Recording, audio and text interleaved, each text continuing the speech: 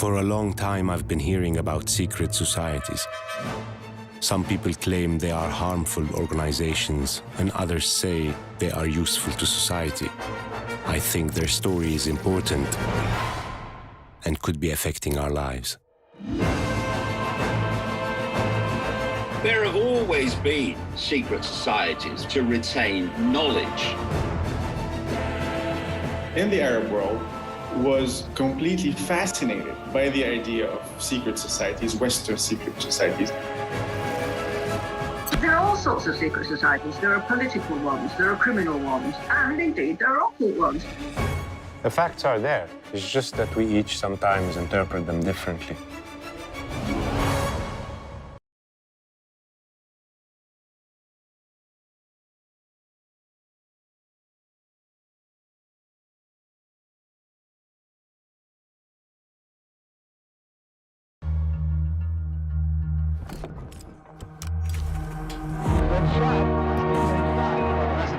Crashed into one of the towers.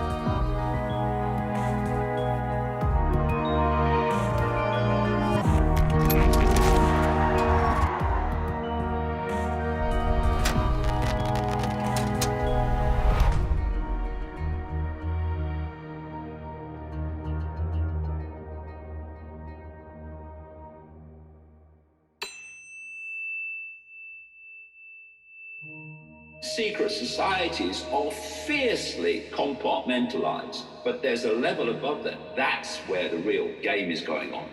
Washington, D.C. was indeed laid out according to Masonic symbolism. Do secret societies exist? And are they trying to rule the world from the shadow?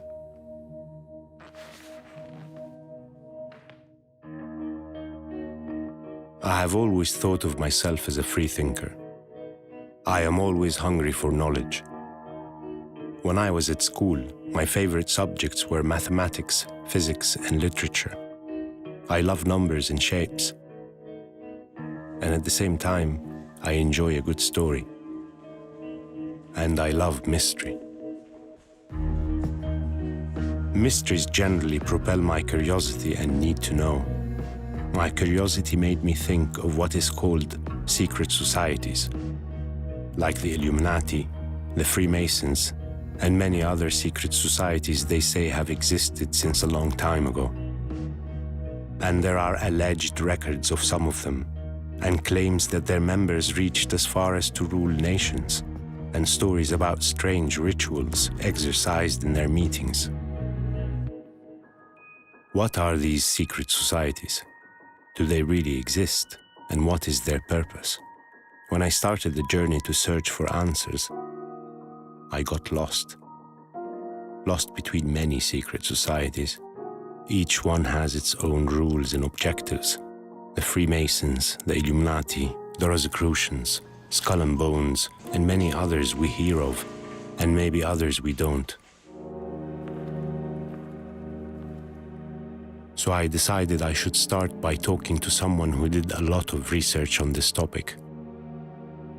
I reached David Icke. Maybe he can show me the way. Hi, David. You have investigated secret societies for a long time. Can you please tell me more about the origins of secret societies? There have always been secret societies, well, as far back as we can ascertain, because there's always been groups of people that wanted to retain secrets, secrets to hoard knowledge. If I have a certain highly important level of knowledge and you don't, I am in a position of power over you.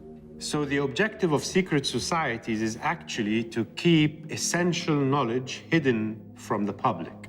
We live in a world that actually is made up of two worlds. One is the world that the population live in, and that is limited in terms of the knowledge that it has. This knowledge is kept from the population by not allowing it into the public arena. And this other world is made up of a global network of secret societies in which this knowledge is passed on through the generations of carefully chosen initiates at the core of the core, overwhelmingly coming from a network of interbreeding families. So being a member of a secret society, for instance, like the Freemasons, you would have access to knowledge that nobody else has? These secret societies are fiercely compartmentalized. You look at just the Freemasons as an example, the bottom 3 levels of degree, the so-called blue degrees, and there's 33 levels. And you only progress to the next level, which is what? The next level of knowledge, if that level decides you are worthy of it, or you're the kind of person that should have it. You have, say, the Freemasons, you have the Jesuit order, you have the Knights Templar, and they appear, of course, compartmentalized in their individual pyramids, but there's a level above them. And at that level, which it doesn't officially exist, that's where the real game is going on. What is written about the Templars is that they were formed in the Middle Ages. They were warriors. They say they invented banking as we know it, and they amassed incredible fortunes, and they offered loans to kings and nations as a way to control them. Then it is said they became builders and pirates and grew more popular and powerful until they were outlawed by the King of France and their leaders were burnt at the stake. But many say they continued in secret and became more occult. It seems there are many secret societies who people believe are ruling the world or producing its leaders, like the fraternity called Ordo Novi Templi, or New Templars, that is said to be behind the rise of Hitler.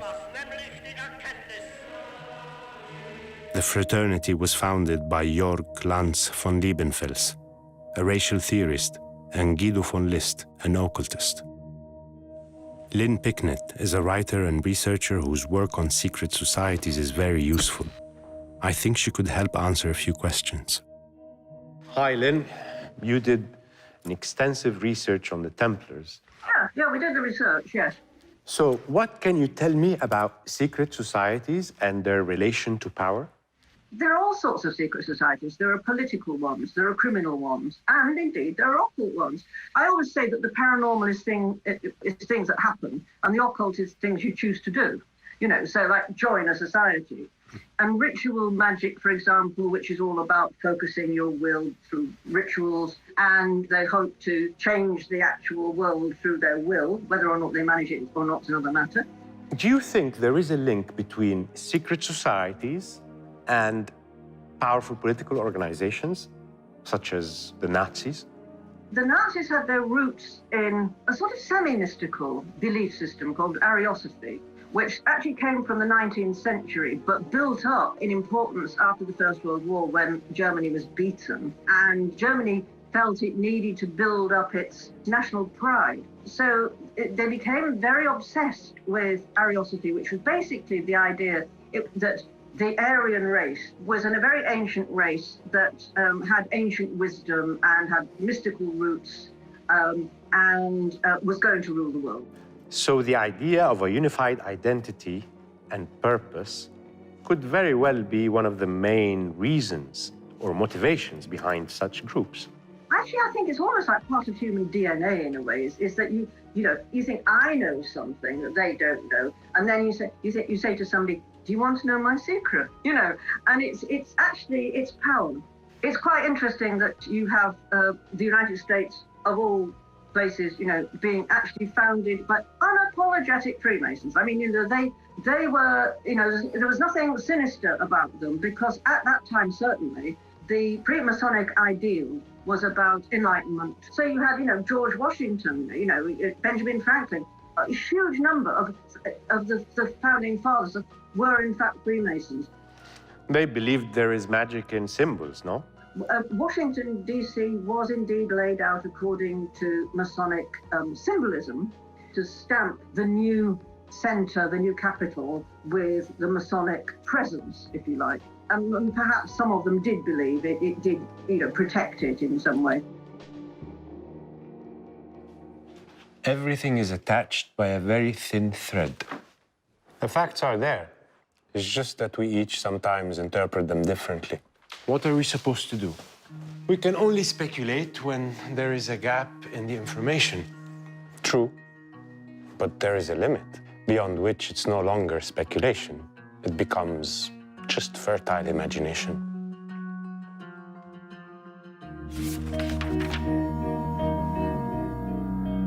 According to certain research, some secret societies also existed in the Arab world. Some from a long time ago, like the Assassins and the Baktash. And it seems that they may have been an inspiration to some Western secret societies. And there are claims that some Arab Muslim great thinkers and figures were in one way or another linked to a secret society. We may hear negatively of the Freemasons and consider it an accusation, but we all admire some of their figures for their contribution to humanity. This can be surprising, especially when these figures are Arabs. This is something worth exploring. I will talk to Ihab Girmazi, an MIT researcher and Harvard PhD candidate. He can tell us about secret societies in the Arab world.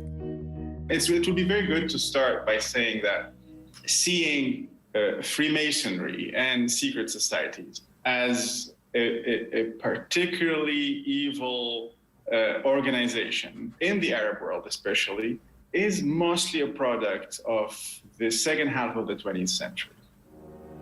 But if we look at the 19th century and the beginning of the 20th century, we would see that the elites in the Arab world was completely fascinated actually by the idea of secret societies, Western secret societies, and Western Freemasonic lodges. The first reason was that the Freemasonry is an elitist group that is interested in hiring and adopting as brothers those who are proved that they are influential in their societies. The second reason, they are different from the colonial, materialist, racist program, and perhaps most importantly, that they claim they had a spiritual aspect to them. Can you please talk to me a little bit about the decline of secret societies, especially in the Arab world? What happened to them? They were so popular, and all of a sudden, everybody wants to stay away from them. The problem with Freemasonry, basically, when it started, one of them that included the elite starting having a problem with Freemasonry, happened when the colonialism ended. A lot of the local elite wanted to be as far as possible from any Western lineage. The second reason, it's an important one, is actually the creation of the State of Israel. That Zionism, in that sense, was always affiliated to some sort of a big Masonic world conspiracy.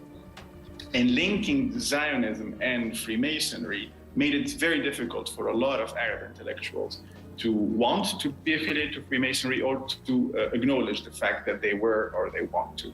The third one, perhaps, is that it is true that especially, and this is relatively new, in the last 30 years mostly, but in a sense, the link between Freemasonry and occultist societies and Zionism to a certain extent and imperial powers, that new network of some sort of a Western, all-powerful secret organizations made it almost impossible today, not very difficult, to claim any affiliation to Freemasonry without fearing the repercussions of it because of that new idea that was adopted by the public, that Freemasonry is an evil organization.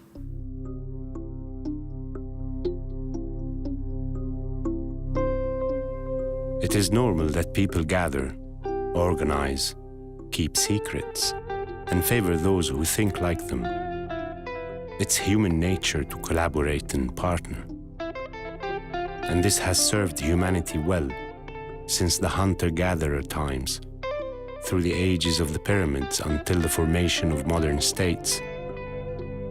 Some groups may have taken it too far, others maybe not. That's why I'll keep asking questions.